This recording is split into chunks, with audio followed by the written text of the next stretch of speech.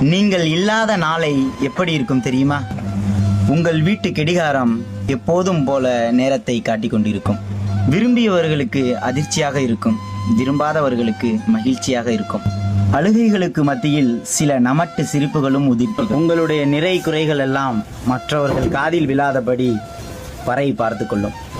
பல பேர் விடுமுறை போட முடியாமல் செத்ததுதான் செத்தான், ஞாயிற்றுக்கிழமையா பார்த்து செத்திருக்க கூடாதா என்று புலம்பி தீர்த்திருப்பார்கள்.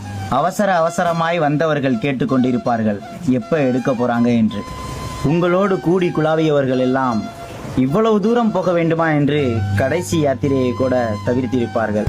அதிகபட்சம் உங்கள் குடும்பத்தின் கண்ணீர் மட்டுமே உங்களை பின்தொடரும்.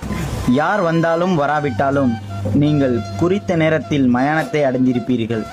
பார்க்க வேண்டியவர்கள் பார்த்து கொள்ளுங்கள் என்று கடைசி குரலோடு நீங்கள் நிறைவடைந்திருப்பீர்கள். இனியாவது பார்க்க வேண்டியவர்கள் பார்த்து கொள்ளுங்கள்.